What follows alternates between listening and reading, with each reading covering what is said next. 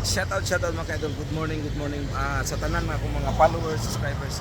So mga kaidol, si idol na to nga Don Dads Don, ni-list out sa ko mga kaidol. So gusto daw niya i-vlog ang iyahang store para makitaan ko sa tuang mga kaigsunan nga pwede makaagi sa iyang store sa iyahang Dads Kananan. So mga kaidol, so doon niya sa BMC, padulong siya sa Ampayon.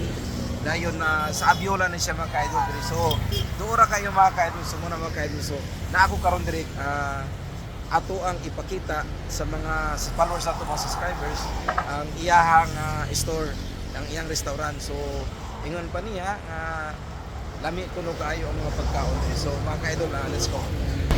So mao ni mga kaidol, so Dads Kananan for catering orders. Ayan, naa siya yung number ng mga kaidol. So naabot siya Dads store, wholesale and retail.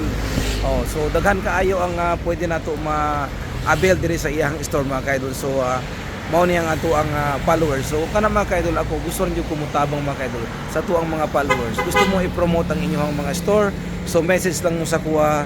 So wala gyud problema, si pobreng makaluoy naagyod ang inyong katabang diri sa Butuan City 86 Barangay. So mao ni ang iyang retail store mga kaidol, nindot kayo. Kumpleto ang tanan mga kaidol.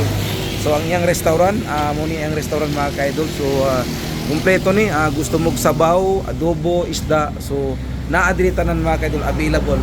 So nindot pud ang iyang sulod kasi limpyo kaayo. So mo na.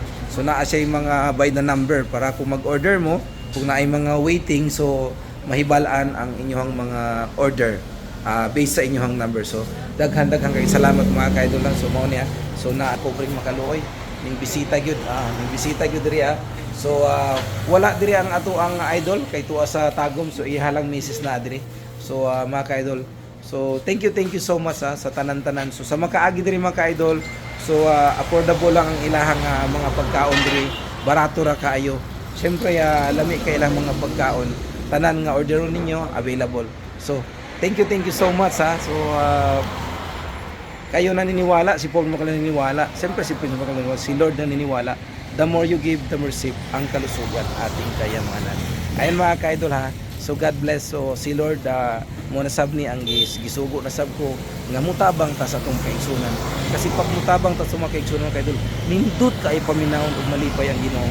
In Jesus I pray. Amen. Love.